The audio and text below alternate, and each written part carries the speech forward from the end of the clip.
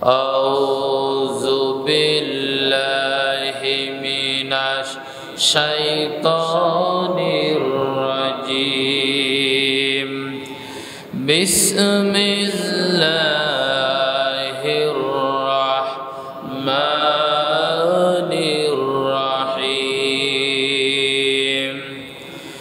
قل إن كان آباؤكم وأبناؤكم وإخوانكم وأزواجكم وعشيرتكم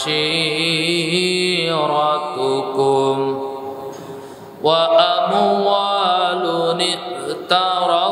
اقترفتموها وتجارة تخشون كسادها ومساكن ترضونها أحب إليكم من الله ورسوله وجهاد في سبيله فتربصوا حتى يأتي الله بأمره الله لا يهدي القوم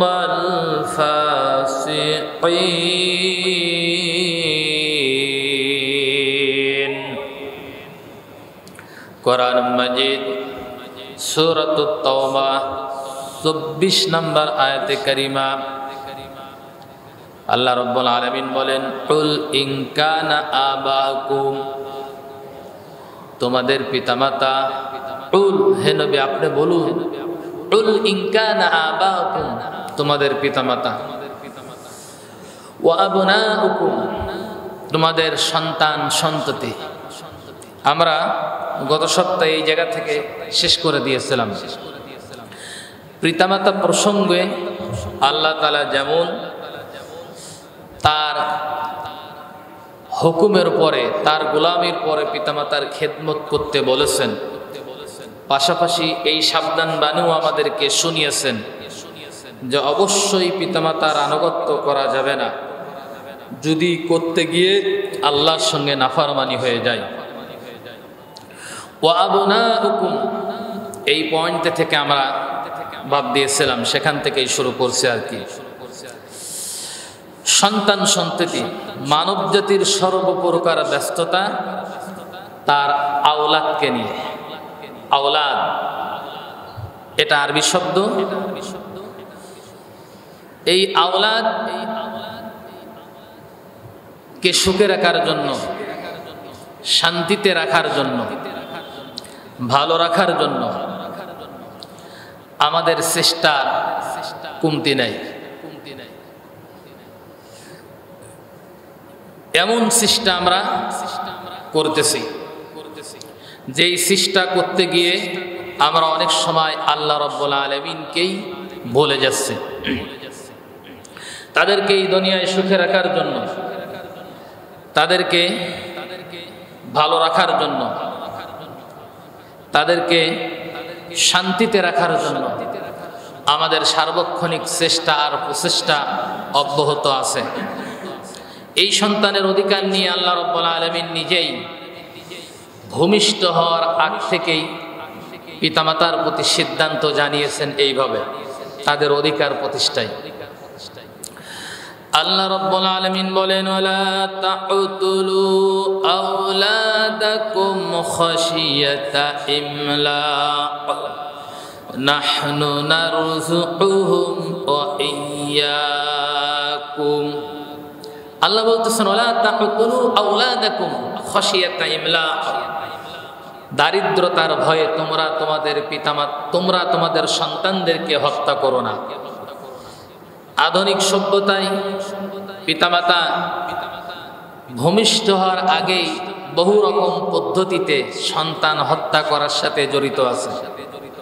সন্তানের অধিকার বাস্তবায়নের জন্য আল্লাহ তাআলা নিজেই ঘোষণা দিলেন, ওয়ালা তাকতুলু আওলাদাকুম খাশিয়াতা ইমলাক, যে তোমরা কখনো কোন অবস্থায় দারিদ্রতার ভয়ে তোমরা তোমাদের সন্তানদেরকে হত্যা করো না। দুইটা সন্তান আছে, আরেকটা সন্তান যদি ঘরে আসে তাহলে কে খাওয়াবে পড়াবে, এই চিন্তার টেনশনে, এই ব্যস্ততায় পিতামাতার ঘুম থাকে না। এজন্য তারা অগ্রিম সিদ্ধান্ত নিয়েই নেয় যে না, দরকার নেই, আমরা এগুলোকে নষ্ট করে দেব। আল্লাহ তাআলা এই নষ্ট করাকে, এই হত্যা করাকে আল্লাহ তাআলা সরাসরি প্রতিবাদ জানিয়েছেন।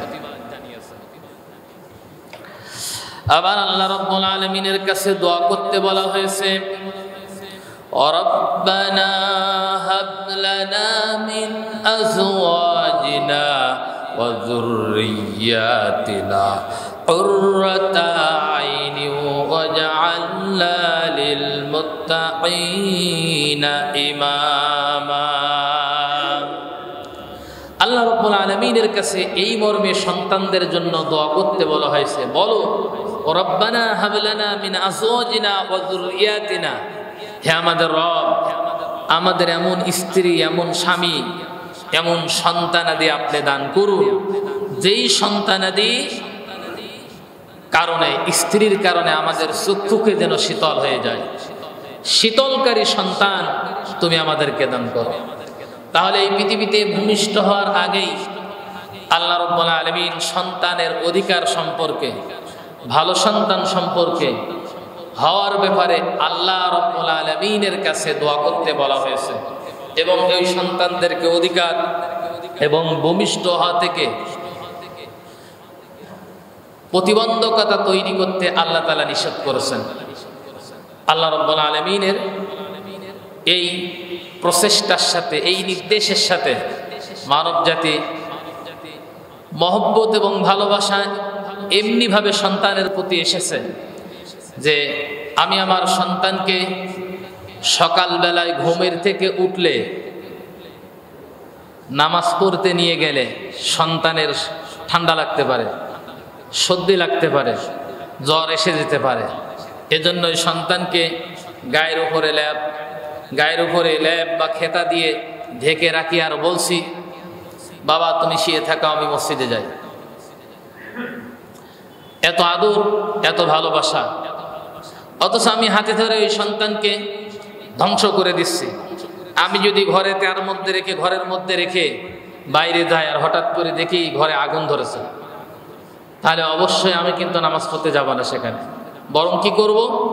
বরং আমি দৌড়াই গিয়ে আমার সন্তানকে বাঁচানোর জন্য আমি ঘরের দরজা প্রয়োজন হলে ভেঙে ঘরের মধ্যে ঢুকে আমি আমার সন্তানকে বাঁচানোর জন্য চেষ্টা করব। এটা প্রত্যেকটি পিতামাতার একটা ভালোবাসা।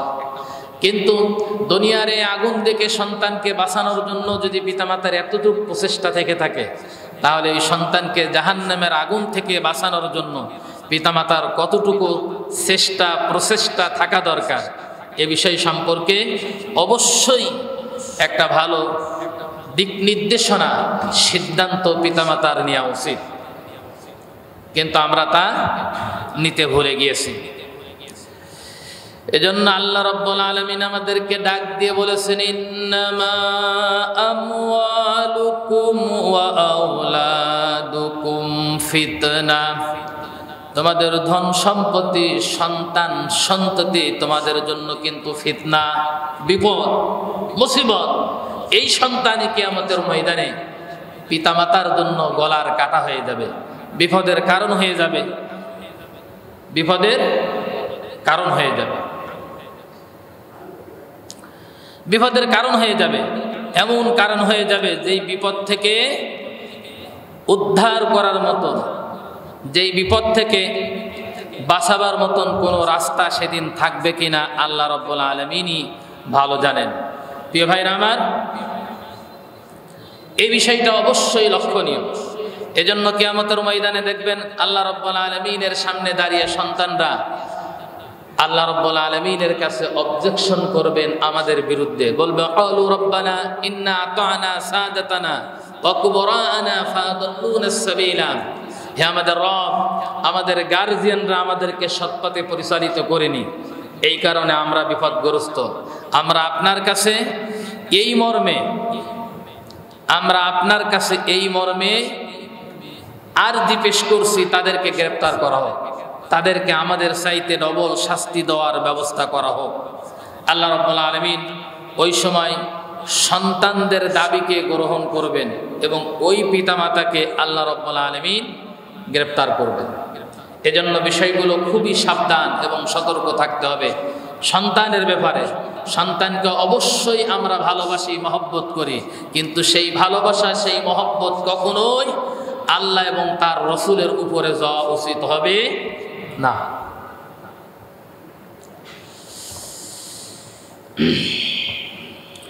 এবারে আল্লাহ রাব্বুল আলামিন 3 নম্বর পয়েন্টে বলেছেন ওয়া ইখওয়ানাকুম, তোমাদের ভাই বোন। ভাই বোন আত্মীয়তার সম্পর্কের দিক থেকে একজন মানুষের জন্য সবচাইতে কাছের মানুষ। 10 বছর তার সাথে যদি কোনো শত্রুতাও থেকে থাকে, হঠাৎ করে কোনো প্রতিবেশী যদি আপনার মাথায় লাঠি মারে, আপনি একটু লক্ষ্য করে তাকিয়ে দেখবেন ওই প্রতিবেশীর বিরুদ্ধে আপনার পক্ষে দাঁড়িয়ে, ওই প্রতিবেশীর বিরুদ্ধে দাঁড়িয়ে যাবে, অ্যাকশনে চলে যাবে, খবরদার তুমি আমার ভাইয়ের গায়ে হাত দিতে পারবে না। এটা হচ্ছে পৃথিবীর মানুষদের বড় ধরনের একটা নেশা। কিন্তু এই ভাই এবং বোন যদি আল্লাহ এবং তার রসুলের সিদ্ধান্তের বিপরীতে হয়, তাহলে ওই ভাই এবং বোনকে গার্জিয়ান হিসাবে, অভিভাবক হিসাবে মেনে নিতে আল্লাহ রাব্বুল আলামিন নিজেই নিষেধ করে দিয়েছেন কোরআনে কারিমে।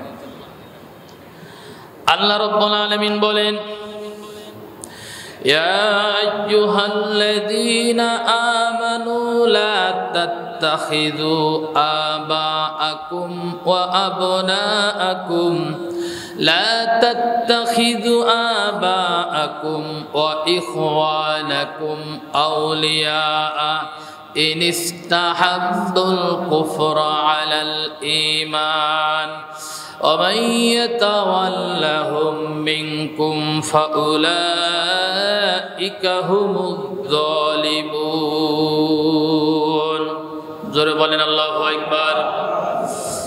আল্লাহ রাব্বুল আলামিন বলেন, হে ঈমানদাররা, লা তাত্তাখিযু আবাআকুম ওয়া ইখওয়ানাকুম আউলিয়া, কখনো তোমাদের পিতামাতা এবং ভাই বোনকে তোমরা তোমাদের অভিভাবক হিসাবে গ্রহণ করো না, অভিভাবক হিসাবে গ্রহণ করো না যদি তারা ইনিস্তাহাব্বুল কুফরা আলাল ঈমান, ঈমানের চাইতে কুফরিকে যদি তারা বেশি প্রাধান্য দেয়, তাহলে একজন ঈমানদারের জন্য ভাই বোনও তাদের অভিভাবক হতে পারে না। এটা আল্লাহর সিদ্ধান্ত। তাহলে ভাই বোনের সাথে সম্পর্ক তত সময় পর্যন্ত আমার গার্জিয়ান হিসাবে, অভিভাবক হিসাবে থাকবে যত সময় পর্যন্ত আমার ভাই এবং বোন আল্লাহর সিদ্ধান্তের উপরে না যাবে, এবং তাদেরকে মানতে গিয়েও আমি আল্লাহর সিদ্ধান্তের উপরে যাতে না যাই, এই অবস্থানে যদি থাকে তাহলে অবশ্যই ভাই এবং বোন আমাদের জন্য কল্যাণকর হবে। আর যদি তা না হয়, ভাই এবং বোন আমাদের জন্য বিপদের কারণ হয়ে দাঁড়াবে। প্রিয় ভাইরা আমার, আল্লাহ রাব্বুল আলামিন কোরআনে কারিমের মধ্যে ভাই এবং বোনদের হকের ব্যাপারে কথা বলেছেন, নির্দেশ প্রদান করেছেন, তাদের সঙ্গে ভালো আচরণের কথা বলেছেন। সারা পৃথিবীতে যত জুমা মসজিদ আছে, প্রতিদিন প্রতি জুমায় দ্বিতীয় খুতবার শেষের দিকে একটি আয়াত পড়া হয়, ইন্নাল্লাহা ইয়া'মুরুকুম বিল আদলি ওয়াল ইহসান। এই আয়াতটা এখানে পৃথিবীর সকল মানুষদেরকে উদ্দেশ্য করে এই কথা বলে দেওয়া হয় যে তোমরা তোমাদের ভাই বোন, আত্মীয়বর্গ, আত্মীয় স্বজনকে তোমরা তাদের অধিকার বাস্তবায়ন করো, ভালো সম্পর্ক রাখো, এই নির্দেশ দেওয়া হয়। অথচ এই ভাই বোন, এই আত্মীয়বর্গ, আত্মীয় স্বজন কিয়ামতে আপনার জন্য বিপদের বড় কারণ হয়ে যেতে পারে। আল্লাহ রাব্বুল আলামিন আমাকে, আপনাকে, সবাইকে নির্দেশ প্রদান করে দিয়েছেন, আল্লাহ এবং তার রাসূল এবং জিহাদের উপরে যেন তাদেরকে কখনো অগ্রাধিকার না দেওয়া হয়। এবারে 4 নম্বর পয়েন্টে আছে ওয়া আজওয়াজুকুম, তোমাদের স্ত্রী, তোমাদের স্বামী। স্ত্রীদের ব্যাপারে আল্লাহ রাব্বুল আলামিন আমাদেরকে নির্দেশ দিয়েছেন, ওয়াত্তাকুল্লাহাল্লাযী তাসাআলুনা বিহি ওয়াল আরহাম, তোমরা আল্লাহরে ভয় করো, যার দোহাই দিয়ে তোমরা নিজেদের কাছে নিজেদের হক দাবি করে থাকো। নিজেদেরকে একজন অপরের কাছে হক দাবি করে থাকো। বিনা সুদের মালায় যখন তাদেরকে বন্দী করে দেওয়া হয়, আল্লাহর কালেমাকে সাক্ষী রেখে কোথাকার মেয়ে কোথাকার ছেলে এক জায়গায় এসে সংসার করতেছে, আর একজন আরেকজনের কাছে অধিকার দাবি করতেছে। আর এই অধিকারকে বাস্তবায়ন করতে গিয়ে আমরা কত কিছু করে ফেলছি। স্বামীর নির্দেশ অথবা স্ত্রীর নির্দেশ, আদেশ এবং নির্দেশের উপরে ভর করে অনেক সময় আমরা নিজেরাই নিজেদেরকে সীমালঙ্ঘন করতেছি। স্ত্রীদের ব্যাপারে আল্লাহ রাব্বুল আলামিন কোরআনে যেমন উল্লেখ করেছেন, হাদিসে উল্লেখ করেছেন নবীজি। আল্লাহর নবীজি বলেছেন, তাওয়াক্কালুল্লাহ ওফিন নিসাই, আল্লাহ নবী বলেছেন তোমরা নারীদের ব্যাপারে ভয় করো, নারীদের ব্যাপারে তোমরা ভয় করো। নারীদের ব্যাপারে ভয় করার জন্য আল্লাহ রাব্বুল আলামিন নিজেই কোরআনে কারিমের মধ্যে নির্দেশ প্রদান করেছেন। প্রিয় ভাইরা আমার, হুন্না লিবাসুল লাকুম ওয়া আনতুম লিবাসুল লাহুন্না, আর আল্লাহ রাব্বুল আলামিন বলেছেন যে নারীরা তোমাদের পোশাক, নারীদের জন্য পুরুষরা হচ্ছে তাদেরকে পোশাক। কোরআনে কারিমে এতটুকু মর্যাদা দেওয়া হয়েছে, অথচ কোরআনে সাবধান বাণী জানিয়ে দেওয়া হয়েছে, খবরদার তোমরা তোমাদের স্ত্রীদেরকে আল্লাহ এবং তার রসুলের উপরে কখনো অগ্রাধিকার দেবে না। আল্লাহ রাব্বুল আলামিন নিষেধ করে দিয়েছেন। একজন নারীকে কিরকম হওয়া লাগবে? একজন নারীকে মা খাদিজাতুল কুবরা রাদিয়াল্লাহু তাআলা আনহার মতন পরিশ্রমী হওয়া লাগবে। একজন নারীকে রহিমার মতন আদর্শ স্ত্রী হওয়া লাগবে, যে স্বামীর বিপদে কখনো যেন সে পালিয়ে না যায়। আইয়ুব আলাইহিস সালাতু সালাম 18 বছর রোগে ভুগেছিলেন। রোগে ভোগার পরে তার স্বামীকে ছেড়ে দিয়ে স্ত্রী কখনো পালিয়ে অন্যত্রে চলে যায়নি। অথচ গতকালকে এক জায়গায় গেলাম একটা অনুষ্ঠানে আলোচনা করতে, মাহফিল করতে, সেখানে যেয়ে দেখলাম দিনের বেলায় মহিলা মাহফিলে একটা ছেলে অভিযোগ করতেছে, আমি অসুস্থ প্রায় 2 বছর, আমার এই অসুস্থতার অবস্থা দেখে আমার স্ত্রী আমাকে ছেড়ে দিয়ে অন্যজন ব্যক্তির সাথে চলে গিয়েছে। অথচ নারীকে বলা হচ্ছে তুমি সেই আদর্শবান স্ত্রী হও, বিবি রহিমার মতন। আইয়ুব আলাইহিস সালাতু সালামের অবস্থানে সে কখনোই তাকে ফেলে দিয়ে চলে যায়নি। একজন নারীকে ওই রকম ইমানদার হতে বলেছেন, আসিয়ার মতন, যে হাজারো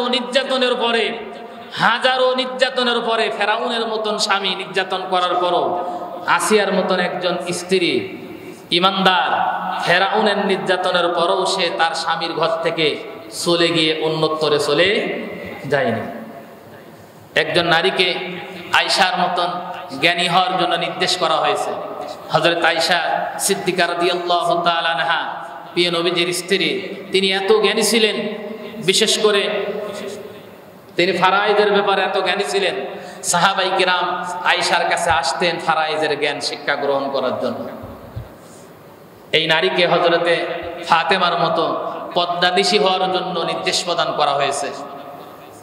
এই নারীকে পদ্মানিশী, ফাতেমার মতন পদ্মানিশী হওয়ার জন্য নির্দেশ করা হয়েছে, কারণ মরণের পরেও যাতে কোনো মানুষ বুঝতে না পারে যে ফাতেমা কত বড় লম্বা ছিল, জন্য তিনি ওসিয়ত করে গিয়েছিলেন যে আমার মৃত্যুর পরে আমার যখন লাশ মাটি দিয়ে দেওয়া হবে তখন আমার কবরটা যেন উঁচু না করা হয়, মাটির সাথে সমান করে দেওয়া হয়, যাতে পৃথিবীর কোনো মানুষ আমাকে দেখে বলতে না পারে, কোনো পুরুষ আমাকে দেখে বলতে না পারে যে নবীর মেয়ে ফাতেমা এতটুকু লম্বা ছিল।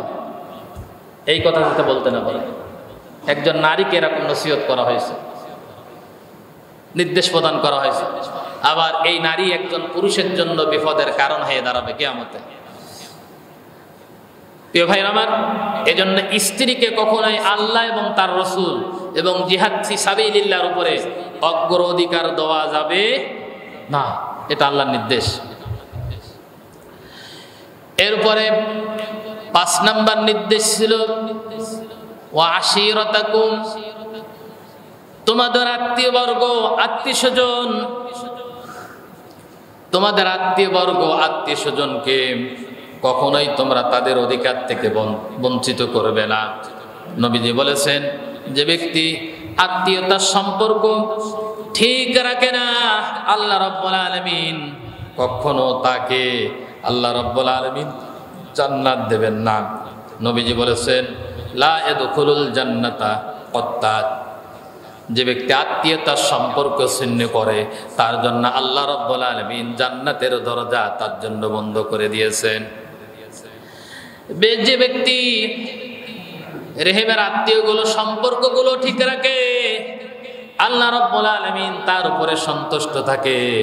নবীজি বলেন যে শোনো, যদি কোনো মানুষ এই পৃথিবীতে বালা মুসিবত থেকে বাঁচতে চায় এবং তার হায়াত যদি বৃদ্ধি করতে চায়, সেজন্য তাদের আত্মীয়ের সঙ্গে যাদের সম্পর্ক স্থাপন করে। কোন মানুষ যদি তার রিজিকে বরকত করতে চায়, রিজিক বৃদ্ধি করতে চায়, হায়াত বৃদ্ধি করতে চায়, তাহলে সেজন্য ওই ব্যক্তি আত্মীয়তার সম্পর্ক যেন বজায় রাখে। অথচ আজকে খুঁটিনাটি বিষয়কে কেন্দ্র করে নিয়ে আত্মীয়তার সম্পর্ক রয়েছে বহুদূরে। মানুষ ধর্ম কুটুমকে এখন বেশি প্রাধান্য দেয়, আত্মীয়তাকে বেশি প্রাধান্য দেয় না। আবার এই আত্মীয় সম্পর্কে আল্লাহ রাব্বুল আলামিন বলেছেন, আত্মীয়তা করতে গিয়ে আল্লাহ রাব্বুল আলামিনের উপরে, রাসূলের উপরে, জিহাদ ফি সাবিলিল্লাহর উপরে যেন কখনো না যায়। এমন আত্মীয় থাকতে পারবে না। আল্লাহর নবী একজন সাহাবী হযরত আবু উবাইদা রাদিয়াল্লাহু তাআলা আনহু, জলিলুল কদর সাহাবী, আসহাবে সুফফার সাহাবী আবু উবাইদা রাদিয়াল্লাহু তাআলা আনহু, তিনি আশারায়ে মুবাশশারার একজন সাহাবী, যাকে আল্লাহ রাব্বুল আলামিন দুনিয়ার বুক থেকে জান্নাতের সার্টিফিকেট দিয়েছিলেন। আশারায়ে মুবাশশারা 10 জন সাহাবী আছে যাদেরকে আল্লাহ রাব্বুল আলামিন সরাসরি দুনিয়ার বুক থেকে জান্নাতের সার্টিফিকেট দিয়েছিলেন। তার মধ্যে একজন সাহাবী হচ্ছে হযরত আবু উবাইদা রাদিয়াল্লাহু তাআলা আনহু। বদরের প্রান্তে যখন গেলেন যুদ্ধ করতে, হঠাৎ করে লক্ষ্য করে তাকিয়ে দেখেন তার আব্বা কাফেরদের পক্ষে যুদ্ধ করার জন্য বদরের ময়দানে এসেছে, আর আবু উবাইদা রাদিয়াল্লাহু তাআলা আনহু বিশ্বনবীর পক্ষ নিয়ে বদরের ময়দানে এসেছেন। চমৎকার একটি বিষয়, হযরত আবু উবাইদা বিশ্বনবীর পক্ষ নিয়ে বদরের ময়দানে এসেছেন। 313 জন সাহাবার মধ্যে একজন তিনি, আর কাফেররা 1000 সৈন্য নিয়ে এসেছে। এই আবু উবাইদার বাপ ওই কাফের সৈন্যদের মধ্যে ছিল। জিহাদের ময়দানে লড়তে গিয়ে আবু উবাইদার পিতা বারবার আবু উবাইদাকে দেখে তিনি পিছু টান দিচ্ছিলেন যে আমার সন্তানের মুখোমুখি যাতে আমাকে না হতে হয়। কিন্তু আবু উবাইদার সম্মুখে যখন পিতাকে পড়ে গিয়েছে, পিতাকে উদ্দেশ্য করে আবু উবাইদা বলতেছে, আব্বা, জিহাদের ময়দানে তুমি কাফেরদের পক্ষে এসেছো, আর আমি এসেছি মুসলমানদের পক্ষে, ইমানদারদের পক্ষে এসেছি, বিশ্বনবীর পক্ষে এসেছি। আপনি আমার পিতা হতে পারেন, ইসলামের বিরুদ্ধে দাঁড়ানোর কারণে আপনার এখান থেকে নিস্তার হবে না। এই কথা বলাও সারা আবু উবাইদা বদরের ময়দানে এক কোপ দিয়ে তার পিতাকে 2 কেন করাও সারা। আত্মীয়তার সম্পর্ক থাকতে পারে, কিন্তু আল্লাহ তার রাসূলের উপরে কখনো হবে না। আল্লাহ রাব্বুল আলামিন হযরত আবু উবাইদার এই বিষয়টাকে এত পছন্দ করেছেন, এত ভালোবেসেছেন। আল্লাহ রাব্বুল আলামিন কোরআনে কারীমের আয়াত আবু উবাইদা সম্পর্কে নাজিল করেছেন। আমার আল্লাহ রাব্বুল আলামিন বর্ণনা করতেছেন, লা তাজিদু কওমান ইউমিনুনা বিল্লাহি ওয়াল ইয়াউমিল আখির ইওয়াদুনা মান হাদাল্লাহা ওয়া রাসূলাহু ওয়ালাউ কানু আবাহুম ওয়া আবনাআহুম। তুমি পাবে না এমন জাতিকে যারা আল্লাহ ও পরকালের প্রতি ঈমান রাখে, বন্ধুত্ব করতে তাদের সাথে যে আল্লাহ ও তার রাসূলের বিরোধিতা করে। কোন ঈমানদার প্রকৃতি অর্থে যদি আল্লাহ রাব্বুল আলামিনকে ভালোবাসে, রাসূলকে ভালোবাসে, জিহাদ ফি সাবিলিল্লাহকে যদি ভালোবেসে থাকে, সে কখনোই আল্লাহ এবং তার রাসূল এবং জিহাদ ফি সাবিলিল্লাহর উপরে, সে তার পিতা হোক, ভাই হোক, স্ত্রী হোক, সন্তান হোক, কোনো কাউকে সে কখনো আল্লাহর উপর, রাসূলের উপর অগ্রাধিকার দেবে না। যারা বলেন ঠিক কিনা? যদি প্রকৃতি করতে সে ব্যক্তি ঈমানদার হয়ে থাকে। হযরত আবু উবাইদা রাদিয়াল্লাহু তাআলা আনহু তিনি তা প্রমাণ করে দেখিয়েছেন। আল্লাহ তাআলা অত্যন্ত সন্তুষ্ট হয়ে তার জন্য কোরআনে কারীমের আয়াত নাজিল করেছেন। প্রিয় ভাইরা আমার, এটা ছিল ৫ম নম্বর যে আয়াতটা আমরা তেলাওয়াত করেছি, সূরাতুল তাওবার ২৪ নম্বর আয়াতে কারিমা। এই ২৪ নম্বর আয়াতে কারিমার মধ্যে ৫টা হচ্ছে ব্যক্তির সাথে সম্পর্ক আর ৩টা আছে সম্পদের সাথে সম্পর্ক। এই ৫ আর ৩ মোট হচ্ছে ৮টা। এই ৮টা জিনিসের উপরে কখনোই আল্লাহ তার রাসূল এবং জিহাদ ফি সাবিলিল্লাহর উপরে অগ্রাধিকার দেওয়া যাবে না। এই মর্মে আল্লাহ তাআলা নিজে কোরআনে কারীমের মধ্যে ঘোষণা দিয়েছেন। জোরে বলেন সুবহানাল্লাহ। এখন প্রশ্ন হলো, আমাদের বাবা কিরকম হওয়া উচিত? আমাদের সন্তান কিরকম হওয়া উচিত? আমাদের স্ত্রী কিরকম হওয়া উচিত? আমাদের আত্মীয় স্বজন কিরকম হওয়া উচিত? আমাদের ভাই বোন কিরকম হওয়া উচিত? এইটা কোরআন থেকে আমাদের ডিরেকশন নিতে হবে। হযরত ইব্রাহিম আলাইহিস সালাতু ওয়াস সালামের দিকে লক্ষ্য করে তাকান। প্রায় ১০০ বছর বয়সের সময় আল্লাহ রাব্বুল আলামিন সন্তান দান করেছেন। আল্লাহ রাব্বুল আলামিনের কাছে নিজে দোয়া করেছিলেন, রাব্বি হাবলি মিনাস সলিহিন, আল্লাহ তাআলা আপনি যদি আমাকে একটা নেককার সন্তান দান করতেন। আল্লাহ রাব্বুল আলামিন ইব্রাহিমের দোয়ার বরকতে সুসংবাদ জানিয়েছিলেন, রাব্বি হাবলি মিনাস সলিহিন ফাবাশশারনাহু বিগুলামিন হালিম। আমি ইব্রাহিমকে বিগুলামিন হালিম, একটা ধৈর্যশীল সন্তান আমি তাকে দান করেছি। জোরে বলেন সুবহানাল্লাহ। এই পৃথিবীতে যত নবী আল্লাহ রাব্বুল আলামিন দিয়েছেন, ৩ জন নবীর নামের সামনে আল্লাহ রাব্বুল আলামিন তার সিফাতি নাম ব্যবহার করেছেন। তার মধ্যে একজন নবী হচ্ছে হযরত ইসমাঈল আলাইহিস সালাতু ওয়াস সালাম। আল্লাহ তাআলা বিগুলামিন হালিম, এই হালিমটা হচ্ছে আল্লাহর সিফাতি নাম। কি নাম? সিফাতি নাম। হযরত ইয়াকুব আলাইহিস সালাতু ওয়াস সালামকে আল্লাহ বলেছিলেন বিগুলামিন আলিম, আলিম বলেছিলেন তাকে। আর ইসমাঈল আলাইহিস সালাতু ওয়াস সালামকে আল্লাহ বলতেছেন বিগুলামিন হালিম। তার নামের সামনে সিফাতি নাম ব্যবহার করেছেন। ইয়াকুব আলাইহিস সালাতু ওয়াস সালামের নামের সামনে আল্লাহ তাআলা সিফাতি নাম ব্যবহার করেছেন।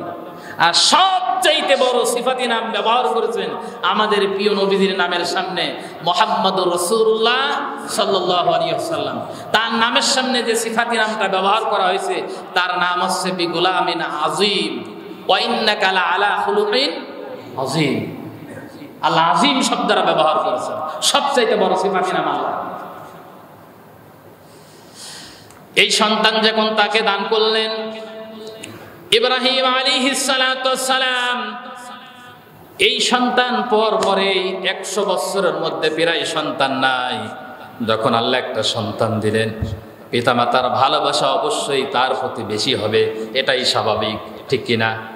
আমাদের মধ্যে যদি কারো সন্তান না হয়, ১০০ বছর বয়সের সময় যদি একটা সন্তান দেয় আল্লাহ তাআলা আমাদের স্ত্রীদের গর্বে, আমরা যে কি খুশি হব, এই খুশি কতদূর পর্যন্ত পৌঁছাবে এটা অনুমান করা সম্ভব নয়। এই সন্তান যখন ৮ থেকে ১০ বছরের বয়স হয়ে গেল, আল্লাহ রাব্বুল আলামিন ইব্রাহিমের ব্যাপারে পরীক্ষা করলেন। আল্লাহ দেখতে চাইলেন যে ইব্রাহিম সন্তান পেয়ে তার উপরে বেশি মহব্বত নাকি আমি রব্বুল আলামিনের উপরে বেশি মহব্বত আছে, ভালোবাসা আছে, আমার আইন সে অনুসরণ করে কিনা তিনি সেটা দেখতে চাইলেন। আল্লাহ রাব্বুল আলামিন স্বপ্ন দেখালেন। স্বপ্ন দেখা সারা ইসমাইলের কাছে গিয়ে ইব্রাহিম আলাইহিস সালাতু ওয়াস সালাম বলতেছেন, فلما بلغ معه السعي قال يا بني إني أرى في المنام أني أذبحك فانظر ماذا ترى قال يا أمت فعل ما تؤمر ستجدني إن شاء الله من الصابرين জোরে বলেন আল্লাহু আকবার। সন্তানের সামনে দাঁড়িয়ে পিতা বলতেছে, ও আমার কলিজার টুকরা সন্তান, আমি স্বপ্ন দেখেছি তোমাকে জবাই করতেছি, তোমার অভিমত কি? সাথে সাথেই সন্তান উত্তর দিয়েছে, আব্বা আল্লাহ তাআলা যেই নির্দেশ আপনাকে দিয়েছে ওই নির্দেশটা আপনি পালন করুন, আমাকে নিশ্চয় আপনি ধৈর্যশীলদের মধ্যেই পেয়ে যাবেন, আমাকে ধৈর্যশীলদের মধ্যে পেয়ে যাবেন। তাহলে এখানে পিতা এবং সন্তান কিরকম হওয়া উচিত আল্লাহ তাআলা আমাদেরকে উদাহরণ দিয়েছেন, দৃষ্টান্ত দিয়েছেন, উপমা দিয়েছেন। এতদিন পরে সন্তান পাওয়ার পরে আবার ওই সন্তানকে জবাই করার জন্য নির্দেশ দেওয়ার পরে পিতা এতটুকু কণ্ঠবোধ করেনি, এতটুকু মনের মধ্যে কোনো শঙ্কা রাখেনি যে আমি আমার সন্তান এতদিন পরে পেয়েছি, আল্লাহ জবাই করছে, আল্লাহ কি এই কি একটা সিদ্ধান্ত হইল নাকি, এরকম কথা তিনি বলেননি। বরং নির্ভয়ে আল্লাহর জন্য সন্তানকে কুরবানি দেওয়ার জন্য তিনি প্রস্তুতি হয়ে গেছেন। জোরে বলেন সুবহানাল্লাহ। এরকম পিতা আমাদের জন্য হতে হবে, আমাদের প্রত্যেককেই পিতা হতে হবে এরকম পিতা। আবার ইসমাইল সন্তান হতে হবে এরকম যে আল্লাহর নির্দেশের কাছে সন্তান কুরবানি হতে পারে, এরকম সন্তান প্রত্যেকের ঘরে ঘরে থাকা উচিত। যদি থাকে তাহলে কখনোই ওই সন্তান দ্বারা পিতামাতা তাদের অধিকার বঞ্চিত হবে না, তাদের সম্মান, তাদের ইজ্জত সন্তানের কাছে বড় হয়ে থাকবে। যেমন ইসমাইল আলাইহিস সালাম পিতার ব্যাপারে করেছিলেন। ইব্রাহিম ইসমাইল কাবাঘর নির্মাণ করতেছেন। কাবাঘর যখন বড় হয়ে গেছে, আমাদের দেশের মিস্ত্রিরা ভাড়া গাতে না গাতে না, ভাড়া গাতার পরে তারপর ওর উপরে দাঁড়ায় কি বিল্ডিং গাতে। ইব্রাহিম আলাইহিস সালাম একটা পাথরের উপরে দাঁড়িয়ে তিনি ইট গাঁথতেছিলেন কাবা শরীফের। ইসমাইল তার পিতাকে ডেকে বললেন, আব্বা পাথরের উপরে দাঁড়ালে আপনার পাটা ব্যথা করবে, ব্যথা লাগবে, বরং আমি কিছু ইট এখানে নিয়ে এসে দাঁড়াই আর আপনি আমার ঘাড়ের উপরে দাঁড়াবেন, আমার এই ঘাড়ের উপরে দাঁড়াবেন যাতে আপনার পায়ের নিচে যাতে কোনো ব্যথা না লাগে। জোরে বলেন সুবহানাল্লাহ। এরকম সন্তান পিতার সম্মান দিয়েছে। তিনি যখন বিবাহ করলেন, হযরত ইব্রাহিম আলাইহিস সালাম একদিন তার বাড়িতে বেড়াতে গেলেন, অনেক দূর বাড়িতে বেড়াতে গেলেন। যে বাইরের থেকে ডাকাডাকি করছে, কেউ বাড়িতে আসো কিনা। ইসমাইল আলাইহিস সালাম বাড়ি ছিলেন না, তিনি শিকারে গিয়েছিলেন। বাড়ির মধ্য থেকে কণ্ঠস্বর ভেসে আসলো, কে? হযরত ইব্রাহিম আলাইহিস সালাম তার পরিচয় লুকালেন, বললেন আমি একজন পথিক। কারণ তিনি বিয়ে করেছেন, তখনও তার ইসমাইলের স্ত্রী তার শ্বশুরকে দেখে নাই। বাড়ির মধ্যে গেলেন, হযরতে ইব্রাহিম আলাইহিস সালাম জিজ্ঞাসা করলেন, মা কেমন আছো? বললো ভালো নাই, নানান অভিযোগ ইত্যাদি যা বলা দরকার তাই বলে দিলেন। কোন আদর, কোন আপ্যায়ন, কোন সম্মান, একজন প্রতীক হিসাবেও, একজন ভিনদেশী প্রতীক হিসাবেও তার সাথে যেরকম আচরণ করা দরকার সে আচরণ তিনি করলেন না। তিনি বললেন, মা আসি, আমার তো থাকার সময় নেই, তো তোমার স্বামী বাড়িতে আসলে তোমার স্বামীকে বলো ঘরের চৌকাঠটা যেন পাল্টিয়ে ফেলে, ঘরের চৌকাঠটাকে পাল্টিয়ে ফেলে, এই কথা বলে দিলেন। ইসমাইল আলাইহিস সালাম বাড়িতে আসলেন। স্ত্রী ইসমাইলকে দেখে বলতেছে, একজন বুড়া বেটা এসেছিল। বললো, বুড়া বেটা তো আসার কথা না, কে এসেছিল? তার চেহারা কেমন, দেখতে কেরম বর্ণনা করলেন। ইসমাইল আলাইহিস সালাতু ওয়াস সালাম হতভম্ব হয়ে গেলেন। আমার আব্বা আমার বাড়িতে বেড়াতে এসেছে কিন্তু থাকে নাই, নিশ্চয়ই কিছু হয়েছে। স্ত্রীকে জিজ্ঞাসা করলেন, বিবি রে, তোমার কাছে কি ওটা আমার আব্বা হয়? তোমার কাছে কি আমার ওই আব্বা কিছু বলে গিয়েছে নাকি? মহিলা বলতেছে, হ্যাঁ, একটা কথা বলে গিয়েছে। সেটা কি? বলে গিয়েছে তোমাকে বলতে বলেছে সে যেন ঘরের চৌকাঠটা পাল্টিয়ে ফেলে। হযরতে ইসমাঈল আলাইহিস সালাতু ওয়াস সালাম বললেন, তুমি আমার স্ত্রী হওয়ার যোগ্য না। আমার প্রিয় আব্বা জান, তিনি আল্লাহর নবী, আমাকে নির্দেশ দিয়ে গিয়েছেন, তোমাকে তালাক দিতে বলে গিয়েছেন, সুতরাং তুমি আমার স্ত্রী হতে পারো না, তোমাকে তালাক দিয়ে দিলাম। শুধু এতটুকু কথা বলে এসেছিলেন, তালাক দিয়ে দিলেন। পরবর্তী আরো ঘটনা আছে, আমি ওইদিকে যাব না। এরকম সন্তান হওয়া উচিত। প্রিয় ভাইরা আমার, এরকম পিতামাতা, এরকম সন্তান হওয়া আমাদের জন্য উচিত, যে সন্তান পিতামাতাকে সম্মান করবে আর আল্লাহর জন্য তার জীবনকে কোরবানি দিতে প্রস্তুত হয়ে যাবে।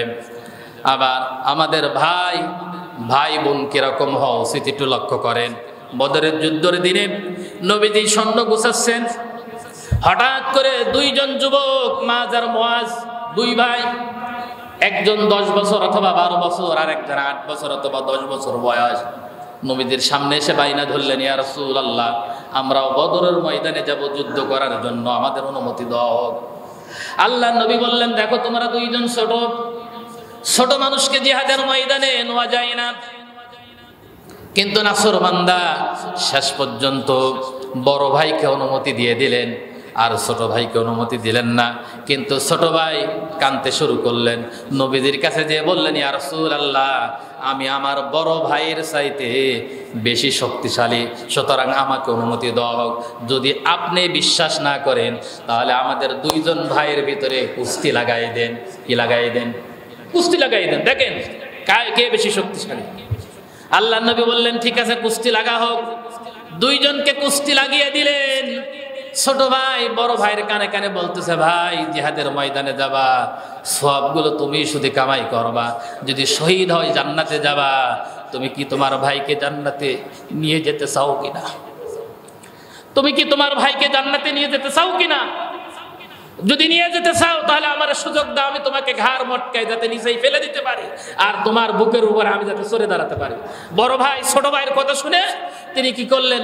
ইচ্ছাকৃত ভাবে পড়ে গেলেন, আর ছোট ভাই বড় ভাইয়ের বুকের উপরে সরে বসলেন। এই দৃশ্য দেখে বিশ্বনবী দূরের থেকে মুস্কি হাসতেছে। আর নবী বললেন, ঠিক আছে, এখন তোমাদের দুই ভাইকেই যুদ্ধ যাওয়ার অনুমতি দিয়ে দেওয়া হলো। জোরে বলেন সুবহানাল্লাহ। এটা হচ্ছে ভাই ভাই সম্পর্ক হবে। আনসার এবং মুহাজিরদের ভিতরে লক্ষ্য করে তাকিয়ে দেখেন, মক্কার মুহাজিররা খালি হাতে নিঃস্ব অবস্থায় পথিকের বেশে রাতের অন্ধকারে হিজরত করে মদিনায় গিয়েছিল।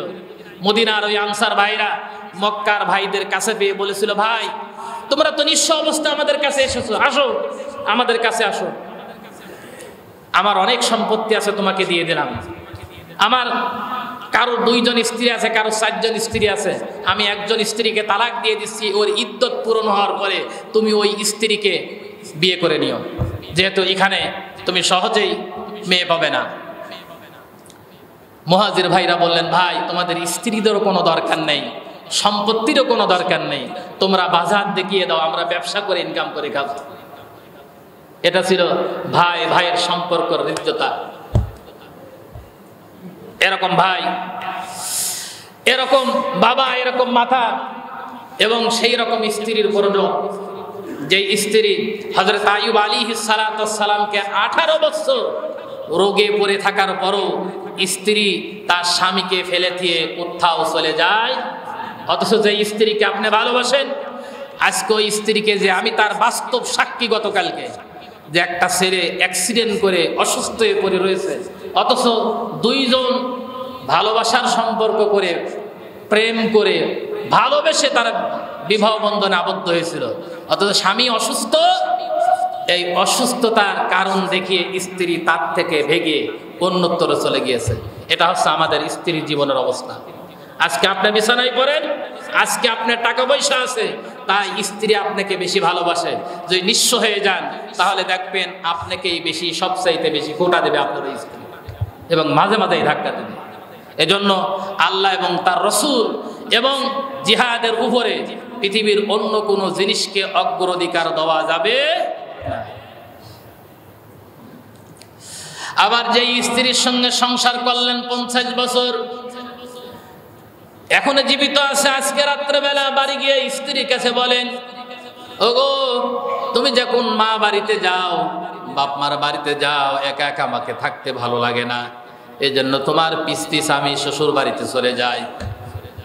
একা একা রাত্রের মতো রাত্রে একা বাড়িতে থাকতে মন চাই না, ভয় করে আমি যেদিন মারা যাব আমার ইচ্ছা তুমি আমাকে বাঁশবাগানে দাফন করো না, গোরস্থানে দাফন করো না, আপাতত তুমি এই খাটের উপরেই থেকো, আর আমাকে খাটের নিচে এই জায়গায় দাফন করে দিও, খাটের নিচে জায়গা দাফন করো, তুমি খাটের উপরেই থাকো। আল্লাহর কসম করে বলছি, আপনার একজন, এখানে যত মানুষ আছে আপনার একজনের স্ত্রীও আপাতত কি বসতেছেন তো নাকি কবুল হবে, বরং মৃত্যুবরণ করার পরে রাত 12টার সময় যদি মৃত্যুবরণ করে ওই ঘরে আপনি স্ত্রী শুতে পারবে না, লোকজনকে ডেকে বলবে তাড়াতাড়ি সরা, আমার ভয় করছে, ঠিক কিনা, আমার ভয় করছে, এই কথাটাই বলবে। এজন্য স্ত্রী, সন্তান, পিতামাতা, ভাই বোনের উপরে কখনো আল্লাহর উপরে, রসুলের উপরে, জিহাদ ফি সাবিলিল্লাহর উপরে তাদেরকে অগ্রাধিকার দেওয়া যাবে না। হযরত ওমর রাদিয়াল্লাহু তাআলা আনহু লক্ষ্য করেন, হযরত ওমর রাদিয়াল্লাহু তাআলা আনহু আল্লাহর নবীর সামনে দাঁড়িয়ে বলতেছে, ইয়া রাসূলুল্লাহ, আমার মনে হচ্ছে এখন আমি ওমর আমার জীবনের চাইতে আপনাকে বেশি ভালোবাসতে পারিনি। আল্লাহর নবী বললেন, ওমর তুমি এখনো ঈমানদার হতে পারোনি। অথচ হযরত ওমরের ব্যাপারে গোটা কোরআনে কারিমে আমার আল্লাহ রাব্বুল আলামিন প্রায় 22 খানা আয়াত নাজিল করেছেন। কয়খানা?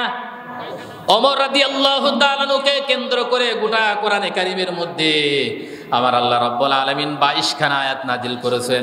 অথচ সেই ওমর রাসূলকে বলতেছে, ইয়া রাসূলুল্লাহ, আমি আমার জীবনের চাইতে আপনাকে বেশি মনে হয় ভালোবাসতে পারিনি। আল্লাহর নবী বলে ফেললেন, ওমর তুমি এখন ঈমানদার হতে পারোনি। সাথে সাথেই কয়েক মিনিট নীরব হয়ে গেলেন। নীরব হয়ে যাওয়ার পরে এবার ওমর বলতেছে, ইয়া রাসূলুল্লাহ, আমি এবারে গ্যারান্টি দিয়ে বলতে পারি আমার জীবনের চাইতে আমি আপনাকে সবচাইতে বেশি ভালোবাসি। আল্লাহর নবী বললেন, ওমর এই মুহূর্তে তুমি পরিপূর্ণ মুসলিম হিসাবে আল্লাহ রাব্বুল আলামিনের কাছে আখ্যায়িত হয়েছো। যে ব্যক্তি রাসূলের উপরে আমার জীবনের চাইতে আপনার জীবনের চাইতে রাসূলকে যে ব্যক্তি মহব্বত করতে পারে না, সে ব্যক্তি আল্লাহর কাছে ঈমানদার হিসাবে আখ্যায়িত হয় না। উহুদের ময়দানের ঘটনা, মুসলমানদের বিপর্যয় হলো, চতুর্দিকে রব ছড়িয়ে গিয়েছে। বিশ্বনবী মুহাম্মদুর রাসূলুল্লাহ সাল্লাল্লাহু আলাইহি ওয়াসাল্লাম জীবিত নাই, তিনি মৃত্যুবরণ করেছেন। একজন মহিলা মদিনার থেকে দৌড়াতে দৌড়াতে উহুদের প্রান্তের দিকে যাচ্ছেন, উহুদের দিকে যাচ্ছেন। সাহাবীরা জিজ্ঞাসা করলেন, ও মহিলা তুমি যাও কোথায়? যেতে লাভ নেই, তোমার আব্বা উহুদে গিয়েছিলেন, তোমার আব্বা মৃত্যুবরণ করেছে, সেখানে যেতে লাভ নেই। মহিলা বলতেছে, আমার আব্বা মৃত্যুবরণ করেছে, এটা আমার শুনে কোনো লাভ নেই, আমি তোমার কাছে জিজ্ঞাসা করতে চাই, বলো আমার রাসূল জীবিত আছে কিনা। তিনি আবার দৌড়াচ্ছেন, আরেকজন সাহাবায়ে কিরামের সঙ্গে দেখা হয়ে গেল। মহিলাকে লক্ষ্য করে বলতেছে, মহিলা যাও কোথায়? মহিলা বলতেছে, উহুদে। সাহাবীরা বলছে, তোমাকে উহুদে যে লাভ নাই, তোমার যে কলিজার টুকরা সন্তান উহুদে গিয়েছে, সেই কলিজার টুকরা সন্তান শহীদ হয়ে গেছে। মহিলা বলতেছে, কে শহীদ হয়েছে আমি জানতে চাই না, বলো আমার রাসূল উহুদে জীবিত আছে কিনা। মহিলা সামনের দিকে আবার দৌড়াচ্ছে, আবার কিছু প্রতীক বললেন, মহিলা তুমি যাও কোথায়? মহিলা বলতেছে, আমি উহুদে যাই। প্রতীকরা বলতেছে, দেখো তোমার উহুদ যে কোনো লাভ নেই, তোমার যে স্বামী এই উহুদে এসেছিল, তোমার স্বামী নিহত হয়ে গেছে, তোমার স্বামী নিহত হয়ে গেছে, তোমার উহুদে যে কোনো লাভ নাই। মহিলা বলতেছে, কে নিহত হয়েছে আমি শুনতে চাই না, বলো আমার রসুল জীবিত আছে কিনা। মহিলা আবার দৌড়াচ্ছেন, আবার আর এক গ্রুপের সঙ্গে সাক্ষাৎ হয়েছে। বলতেছে, মহিলা তুমি যাও কোথায়? বলছে ওহুদে যাই। বললো, ওহুদে যে তোমার কোনো লাভ নেই, তোমার আপন পিতা শহীদ হয়ে গেছে, তোমার সন্তান শহীদ হয়ে গেছে, তোমার ভাই শহীদ হয়ে গেছে, তোমার শ্বশুর শহীদ হয়ে গেছে, ওহুদে যে লাভ নাই। মহিলা তখনও বলতেছে, কে শহীদ হয়েছে আমি এটা জানতে চাই না, বলো আমার রসুল পৃথিবীতে জীবিত আছে কিনা। দৌড়াতে দৌড়াতে ওহুদের প্রান্তে চলে গেলেন মহিলা। বিশ্বনবীকে তখন ওহুদ পাহাড়ের পাদদেশে 3 জন সাহাবীর কাঁধের উপরে ভর দিয়ে একটা গোপন আস্তানায় নিয়ে গিয়ে ট্রিটমেন্ট দেওয়া হচ্ছিল। নবীজি লোহা ভেঙে কপালের মধ্যে ঢুকে গিয়েছে, এই দাঁতগুলো ভেঙে গিয়েছে। আল্লাহ নবীর সামনে মহিলা দৌড়াতে দৌড়াতে গিয়ে বলতেছে, ইয়া রাসূলুল্লাহ, ইয়া হাবিবাল্লাহ, আমি বলতেছি আমার আব্বা মারা গেছে ওহুদে, আমার কোনো দুঃখ নাই। আমার স্বামী মারা গেছে ওহুদে, আমার কোনো দুঃখ নাই। আমার শ্বশুর মারা গেছে, আমার কোনো দুঃখ নাই। আমার আপন ভাই মারা গেছে, আমার কোনো দুঃখ নাই। আমার কলিজার টুকরা সন্তান দুনিয়ার বুক থেকে বিদায় নিয়ে চলে গেছে, আমার কোনো দুঃখ নাই। ইয়া রাসূলুল্লাহ, আপনি দুনিয়ায় জীবিত আছেন, এটাই আমার বড় পাওনা, বড় সান্ত্বনা। ধরে বলেন সুবহানাল্লাহ। এটা হচ্ছে রাসূলের মহব্বত। একজন ব্যক্তি আল্লাহ রসুলের উপরে যদি তার জীবনকে বেশি ভালোবাসে, সে আল্লাহর কাছে ইমানদার হিসেবে আখ্যায়িত না। এজন্য রসুলের চরিত্রের উপরে যখন কোনো আঘাত আসে, দেখবেন যাদের মধ্যে ঈমান আছে তারা সাথে সাথে এই প্রতিবাদ করে। এই আয়াতে কারিমার মধ্যে আর অনেক কথা আছে, আমি সামনের দিকে আর অগ্রসর হতে পারছি না, সময় এমনি তো বেশি হয়ে গেছে আজকে। প্রিয় ভাইরা আমার, এজন্য আবারও বলছি, 3টা জিনিসের উপর আমার আলোচনার এই 2 সপ্তাহ পয়েন্ট ছিল। 3টা জিনিসের উপরে পৃথিবীর অন্য কোনো বিষয়কে অগ্রাধিকার দেওয়া যাবে না। যদি কোনো ব্যক্তি তা দেয়, তার দুনিয়াও ধ্বংস হবে, আখিরাতেও কি ধ্বংস হয়ে যাবে।